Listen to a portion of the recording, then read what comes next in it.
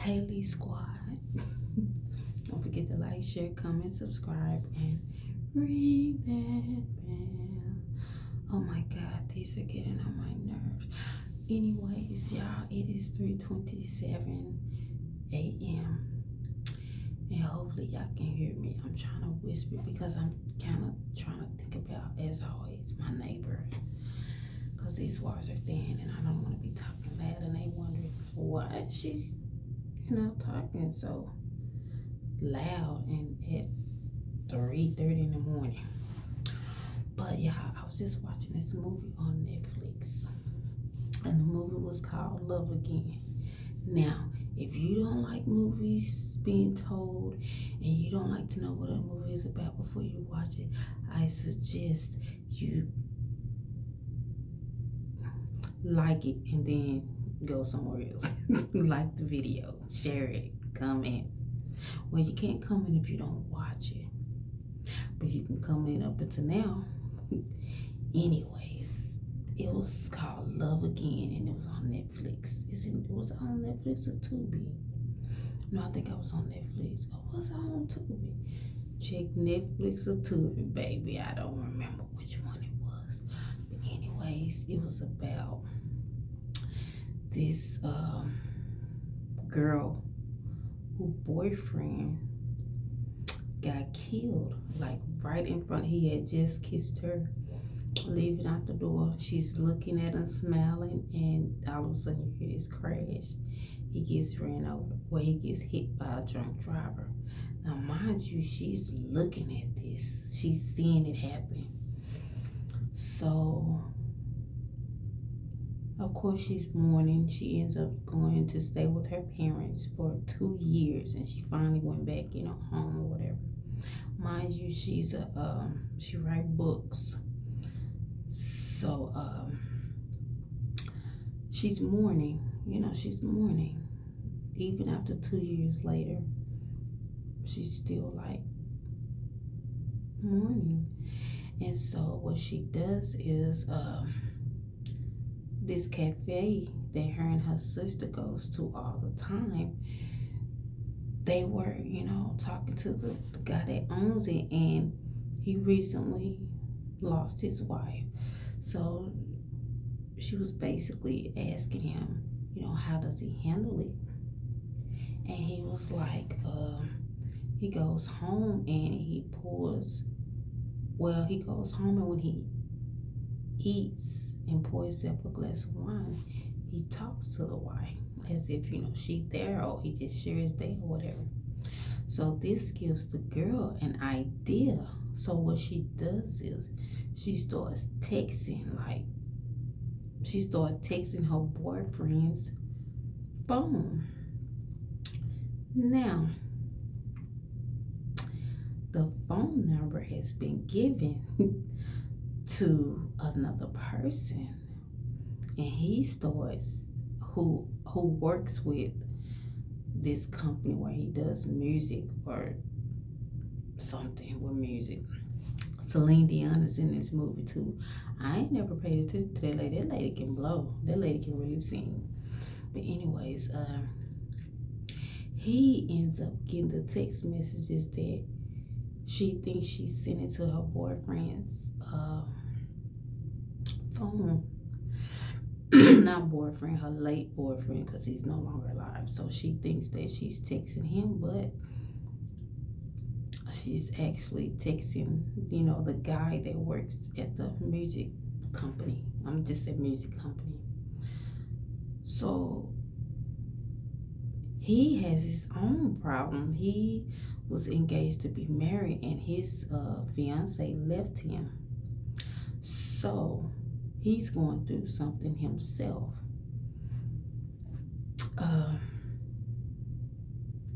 Long story short, they end up meeting. What he did was, by the messages that he was sending, well, before I get to that, he's supposed to be writing an article on Celine Dion. He's supposed to be writing an article. So when he meets with her, he doesn't really know her music just by listening at it because he had to go there because he done wrote down some lyrics or whatever. He really doesn't understand where her music is coming from, why she wrote what she wrote. And he's just like blah, because he's sad. He's mourning a love loss. So she talks to him. She has a proper conversation with him and asks him, like, what's the problem? You know, does he really know the meaning of, her music? And of course he didn't know, And she was like, okay, before you write this article on me, I need for you to experience it, basically. In order for you to understand it, you have to experience it. So he decides to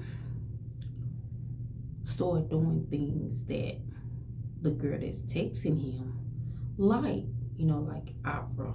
He was going to the opera over and over and over until he really started paying attention.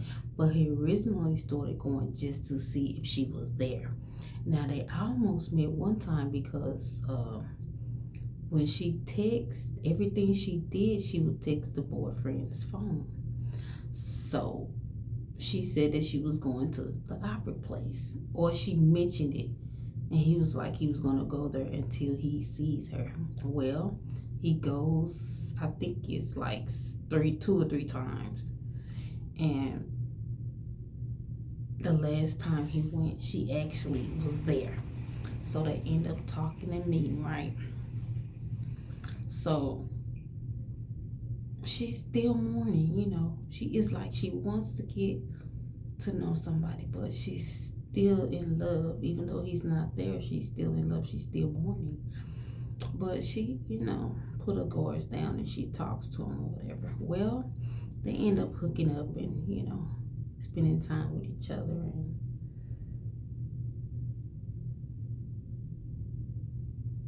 when they finally hook up, the day they hook up, the sex, the day the next morning they wake up, he's in the shower and she notices Celine Dion's book on top of the computer, right? So she goes over. When she picks up the book, the computer comes on and all the text messages that she has been sending her boyfriend's phone is on the computer. So of course it's no movie without drama. So she of course they look back and forth, and she was like, lose my number, yada yada yada. Now mind you, he's supposed to be writing an article for Celine Dion. Now before they had do the sexting or whatever, he done hooked it up to where Celine called her and asked her to come in. And when she came in, Celine told her that she wanted her to do the layout, like a picture layout. Because remember, she's Celine Dion got 3 kids that they never show, but she's just talking and saying that she has 3 kids, and her kids love her books. And she was like asking her, can you do the layout for my concert or whatever? So she's agreed, not knowing that the guy has hooked it up for her, the music guy. So when all this goes down or whatever, they stop talking. Now what he does is to get her attention, because she wasn't answering his phone calls or anything like that anymore. So what he does is the article he was supposed to write on Celine, he wrote it to her, which went all over the news, in the papers. I mean, yeah. So, which ended up being a good thing, because everybody was like, he found this hardback. His boss was in the office yelling at him about the article, but he hands him this paper that says, well done, because it's like, you got you got what I was looking for back. So love really helped him, and it also did something for her too. So this is the end. He writes the article. She wasn't going to read it. Her sister is the one who reads it out loud to her, right? So he writes the article, whatever. And I think at the end of the article, it says, meet me at the place where it, first happened. Which in his mind was the park, because the park was where they went to on like their first date.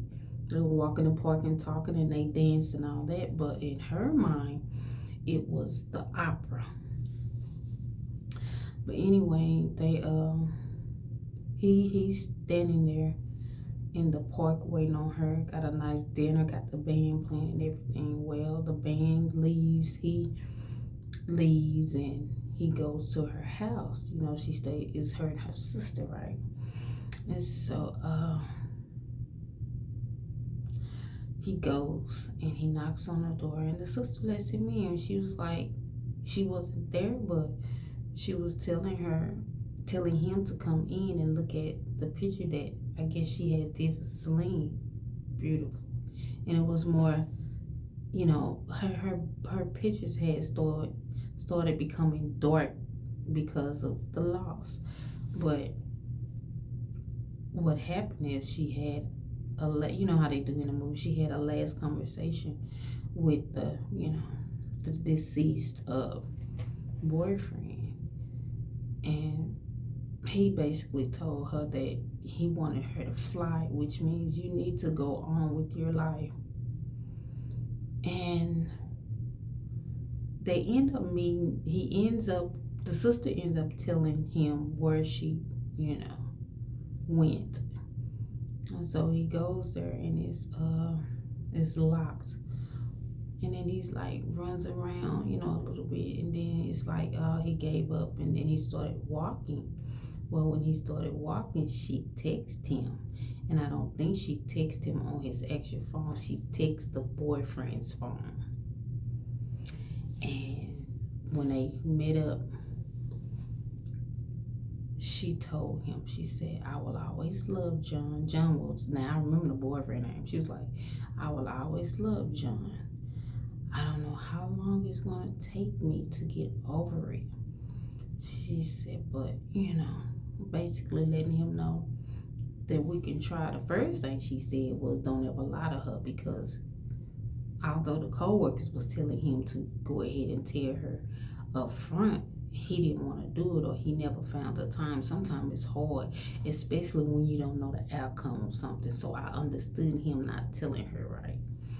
So she's telling him, basically to have patience with her. Don't,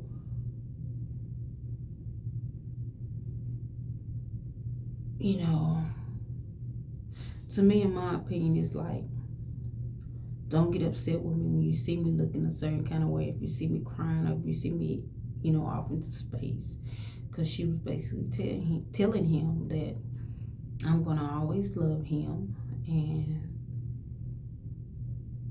think about him and miss him. Which brings me to the point of this whole video. I understand to a certain point, and it just made me think about something.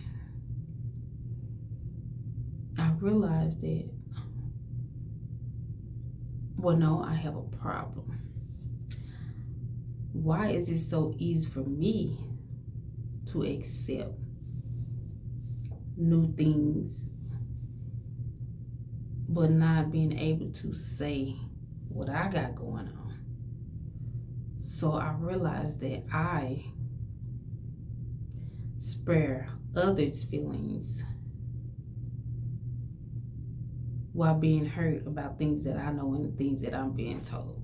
You know what I'm saying? Like, I'll accept the hurt that I have, that I get, just so I won't hurt that person. And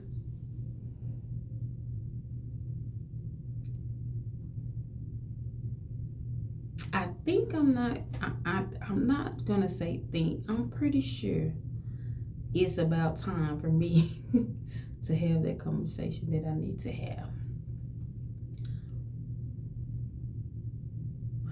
I need to let someone know that I'm no longer there in my heart. Yeah. And if it causes us to not be friends anymore, then that's fine. I'm okay with that. I don't know why I feel the need to keep this person around. Not around, but like in my life some kind of way. It's like I have to have some kind of dealings with this person, like some kind of connection. But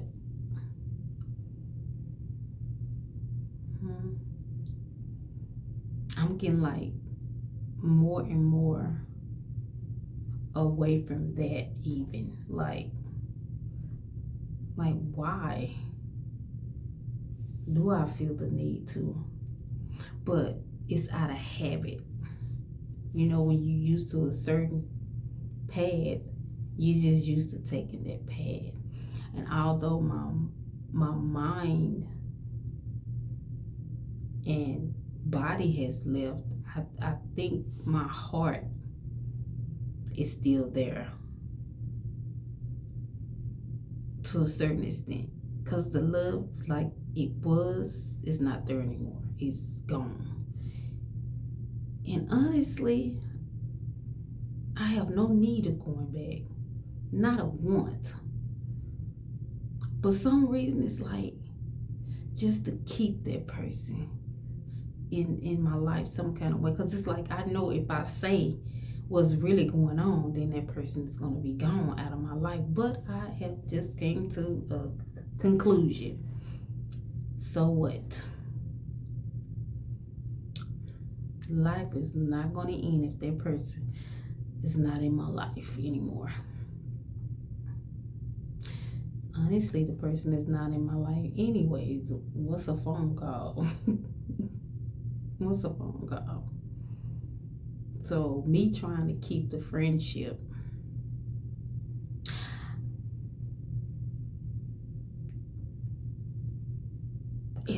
I'm okay if I lose it. So I've came to that point in my life where it's like, if I lose it, I lose it. I'm still alive. I'm still breathing. I'll be okay. I'm good. I'm real good. I'm so happy deep inside what's going on and God's doing for me till it's like it's going good. So yeah, I just want to share that movie I watched with you guys and what I got out of it that was concerning myself, because I understood her saying that she's always going to love him and I was going to think about him and all that, you know. But I wouldn't put that on somebody, you know what I'm saying? I would personally deal with what I'm going through, get over it, and then move on. But sometimes you can meet somebody and they can, you know, they can help heal you. So, which is kind of my thing, my situation. But yeah, I just was up and couldn't sleep, but I did want to share that movie because that movie was so good to me. So, hope you guys enjoyed listening at me rant about this movie, and don't forget to like, share, comment, subscribe, and ring that bell. Now I gotta get some sleep. I ain't been up this late in about a week now. So I'm tired, which means my plans that I was planning on doing today is probably not going to get done. Why? Because I'm going to be asleep. But anyways, thank you guys for rocking with me. Y'all, I hate these things.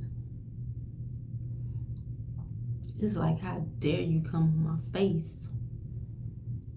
Anyways, I'll see you guys the next video.